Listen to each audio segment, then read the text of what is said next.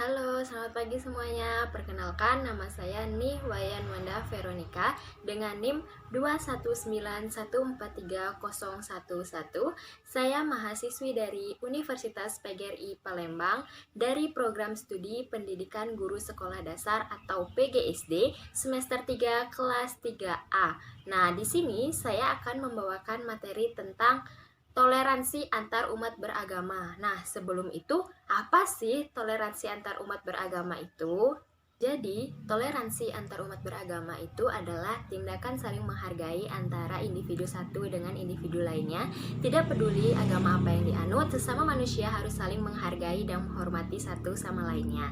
Toleransi antar umat beragama itu adalah sikap yang menyadari bahwa perbedaan itu merupakan suatu realitas sosial yang menjadikan hidup ini lebih indah dengan keberagaman yang ada, di mana keberagaman itu tetap menjadi satu kesatuan yang utuh.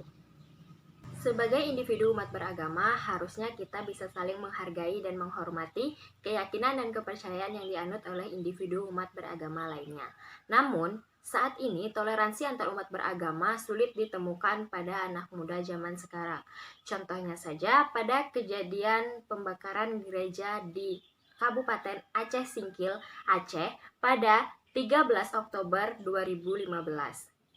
Nah, berikut adalah cuplikan dan sedikit kronologi tentang kejadian tersebut.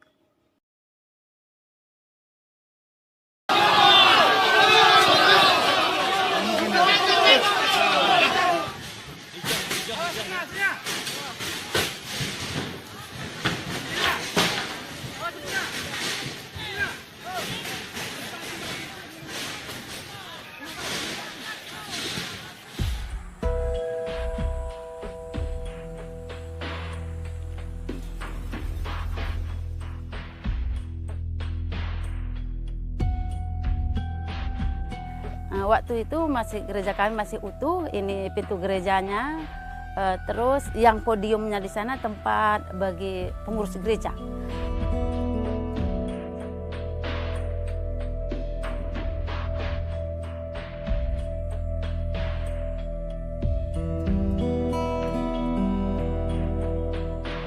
Ada bawa bom molotov dilemparkan satu di dekat mobil itu.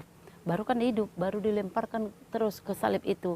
Hidup putus listrik, jaringan listrik gitu. Masuklah orang itu keliling dari belakang, dari mana. Selesai kebaktian jam 9, jam 10 para ormas datang dari simpang sana, jalan kaki semua. Nah, baru dihalau sama polisi. Lalu polisinya nggak bisa menghadang mereka.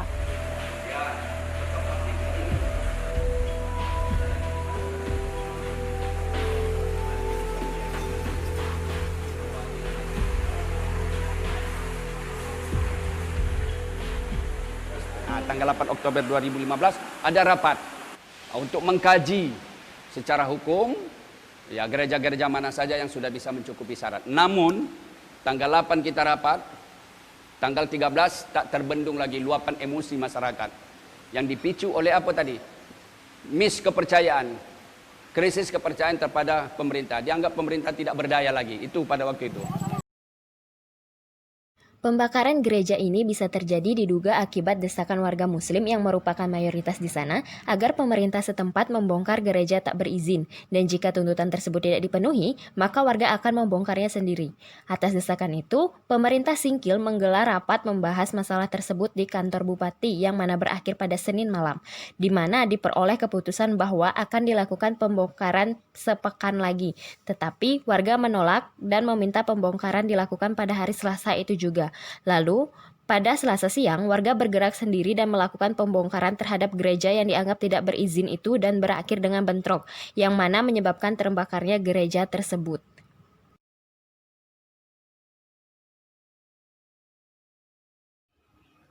Nah, tadi itu merupakan salah satu contoh tentang kasus toleransi antar umat beragama yang ada di Indonesia, yang mana bisa kita tarik kesimpulan bahwa kata toleransi antar umat beragama itu memanglah hanya sekedar kata-kata saja. Nah, menurut saya, kejadian tersebut bisa terjadi karena yang pertama, banyak kaum mayoritas yang bertindak semena-mena atau menyepelekan kaum minoritas. Yang kedua, masyarakat Indonesia masih banyak yang mementingkan diri sendiri dan berpikiran bahwa agamanya lah yang paling benar. Yang ketiga, masyarakat Indonesia, khususnya masyarakat yang ada di sekitar kejadian tersebut, memang selalu suka bertindak main hakim sendiri dan tidak mau mendengarkan keputusan dari pemerintah yang terkait. Dan yang terakhir adalah pemerintah memang sering sekali menyulitkan untuk pengurusan tentang IMB atau izin membuat bangunan untuk bangunan ibadah.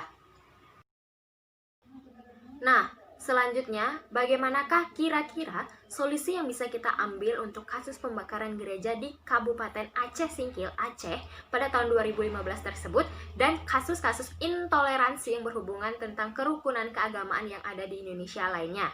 Nah, menurut saya, solusi yang bisa kita ambil adalah yang pertama, masyarakat Indonesia harusnya lebih bisa menghargai satu dengan yang lainnya dengan mengedepankan semboyan Bhinneka Tunggal Ika. Yang kedua, pemerintah Indonesia harusnya lebih mempermudah terkait perizinan IMB atau izin membuat bangunan khususnya untuk pembangunan rumah ibadah. Di mana seperti kasus yang sudah kita bahas sebelumnya, bahwasanya konflik tersebut terjadi dikarenakan gereja tersebut tidak memiliki izin, di mana para pengurus gereja sebenarnya sudah dari lama mengurus perizinan tersebut, akan tetapi perizinan tersebut ternyata sedikit dipersulit oleh pemerintah setempat. Lalu yang ketiga, masyarakat sekitar, khususnya para kaum mayoritas yang ada di sekitar kejadian tersebut, harusnya lebih memiliki rasa belas kasih sedikit dan lebih mengikuti instruksi dari pemerintah terkait, sehingga kericuhan tersebut tidaklah perlu terjadi dan pembakaran rumah ibadah tersebut tidak perlu terjadi pula. Lalu yang terakhir, kedepannya diharapkan para orang tua dan para pendidik harus lebih menekankan akan nilai toleransi, khususnya toleransi antar umat beragama dan toleransi-toleransi lainnya kepada anak-anak bahkan sejak usia dini. Jadi, kesimpulan yang bisa kita ambil dari kasus dan pembahasan ini adalah bahwasanya sikap toleransi, terutama toleransi di bidang keagamaan di Indonesia masih sangatlah minim. Padahal, menurut pasal 29 UUD 1945 menyatakan bahwa negara menjamin kemerdekaan tiap-tiap penduduknya untuk memeluk agamanya masing-masing dan untuk melakukan ibadat sesuai dengan agama dan kepercayaannya, dan juga kurangnya pemahaman masyarakat Indonesia tentang indahnya perbedaan, bahwa seharusnya kita harus tetap menjunjung pepatah Bhinneka Tunggal Ika yang memiliki arti berbeda-beda tetapi tetap satu juga. Baiklah, sekian materi yang bisa saya sampaikan. Terima kasih karena telah menonton video ini hingga selesai. Jika ada kesalahan, saya mohon maaf dan saya tunggu koreksinya. Sekian, terima kasih, dan bye-bye.